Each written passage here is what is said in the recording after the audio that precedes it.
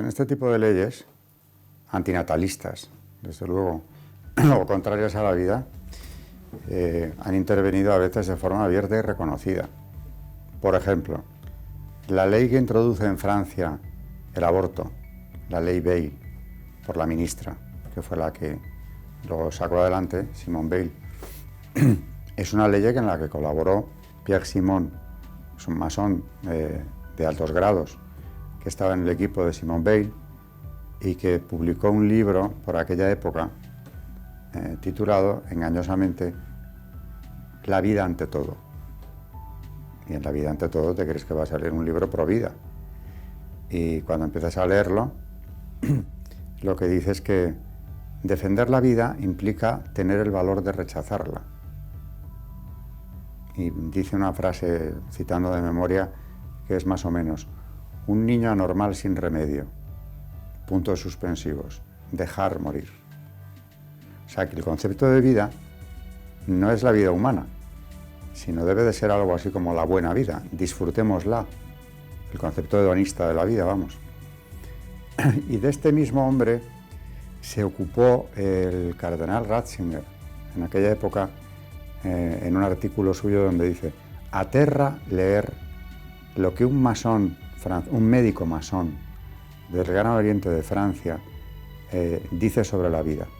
Porque Pierre Simon también alega que tenemos que superar, le cita Ratzinger, el concepto de vida humana que nos viene de la filosofía griega, por ejemplo, o del pensamiento occidental en general, y da varios nombres.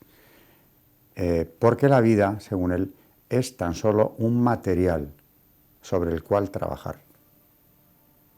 Es decir, le quita cualquier connotación espiritual trascendente.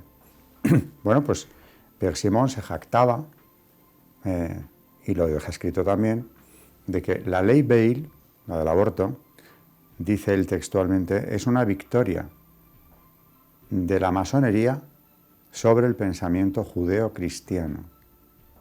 Esa ley, el texto, se planchó en la propia logia del señor Simón. Planchar en terminología masónica es escribir, redactar un documento.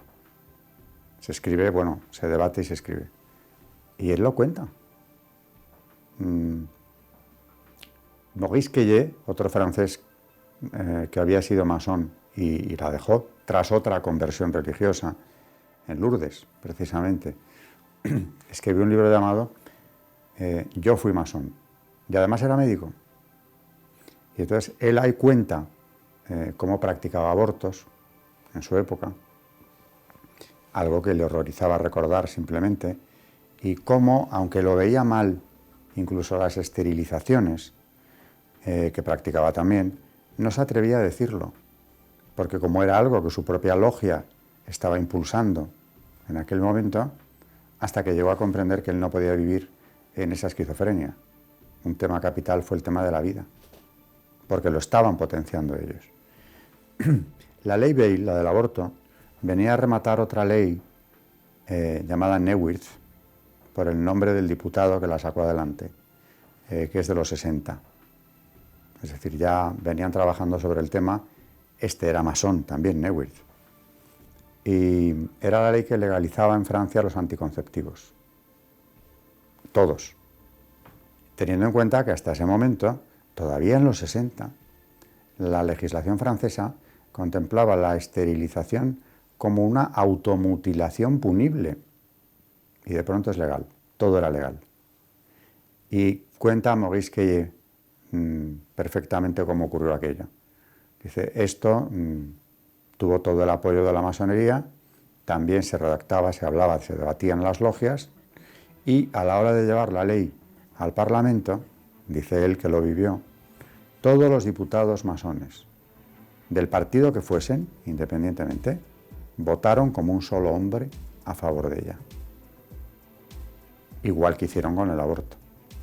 O sea que ahí, si no conoces las interioridades del Parlamento, en este caso francés, no entiendes por qué los representantes de algunos partidos están tan de acuerdo con los de otros, cuando supuestamente no debería ser así por su programa y por su electorado. Ah, pero es que te falta un dato en la ecuación. Pertenecen a la masonería. Y eso puede más que su electorado ni que el programa. Y aquí hay un argumento que se les ha echado en cara muchas veces. Ya en el siglo XIX se intentó, y en el XX, que reconocieran su condición masónica.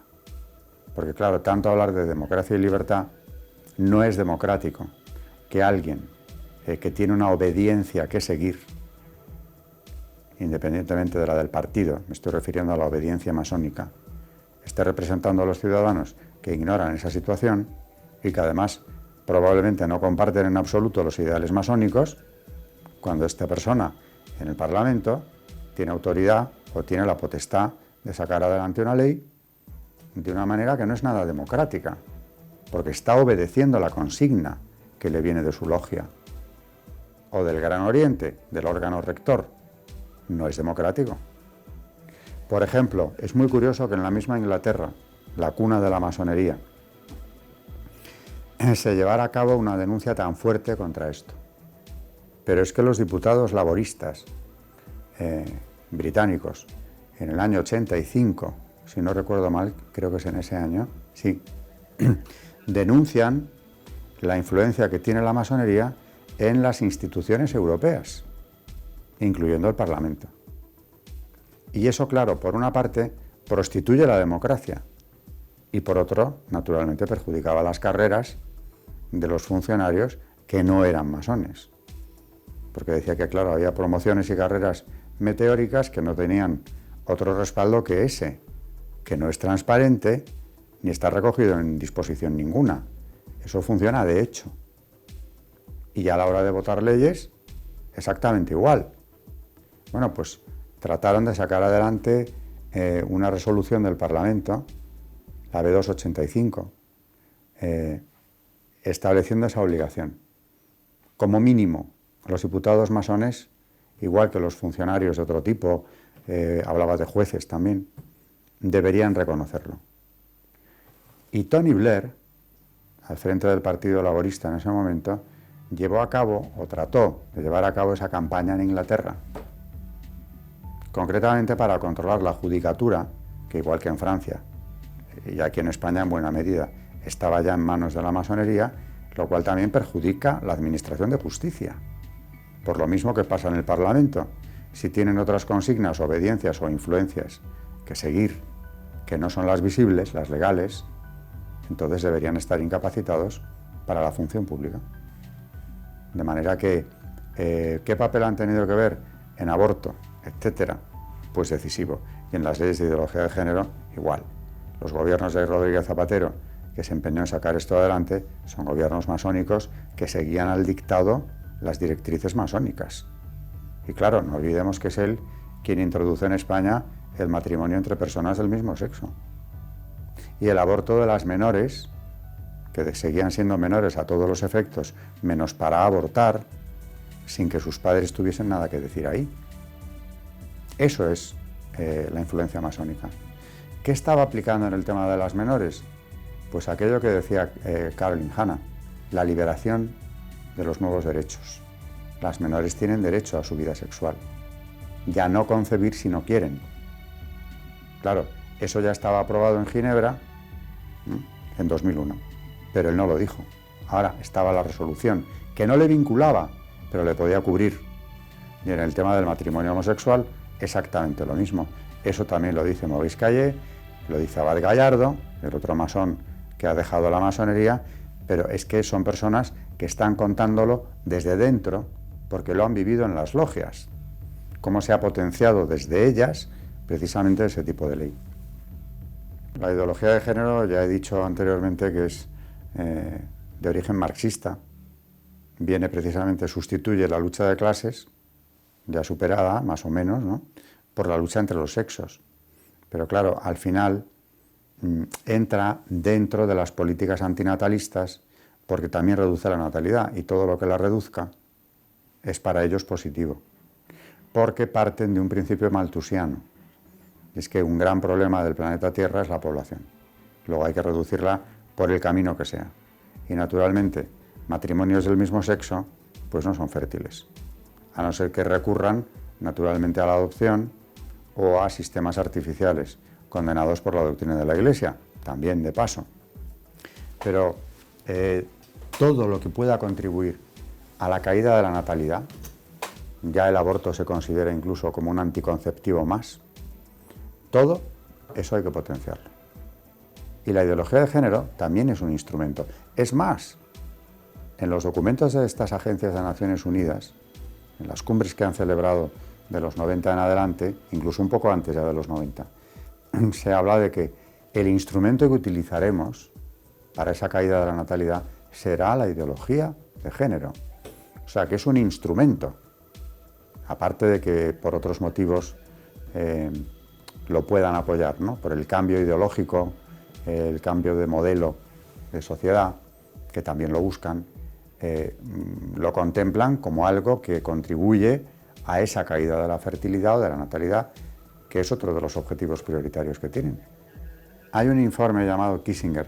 Kissinger ha sido secretario de Estado norteamericano, un masón de los más importantes dentro de la masonería internacional, dentro de las organizaciones pantalla de la masonería en concreto, que ya en su día pidió y firmó un informe que lleva su nombre, Kissinger, donde lo que dice es que el crecimiento demográfico del tercer mundo afecta o amenaza la seguridad de los Estados Unidos. Pero no porque les vayan a invadir, sino porque en el mismo informe dice que estos países menos poblados, a medida que crece la población, retienen o encarecen las materias primas que producen, porque las necesitan también ellos. Entonces ya no llegan a los precios anteriores a los Estados Unidos, con lo cual su crecimiento económico se ve amenazado. Y con un argumento tan brutal como este, propone la solución, que es hacer caer la natalidad en esos países por una cuestión económica de materias primas que ellos les compran. Y añade que este argumento no lo pueden explicar, porque se les tacharía de imperialistas. Y dice abiertamente que entonces lo que hay que decirles es que ellos impulsan las políticas antinatalistas por dos motivos. Uno, luchar contra la pobreza, que es una falacia, y el otro, para dar libertad a la persona a la hora de elegir el tipo de vida y familia que quiere tener.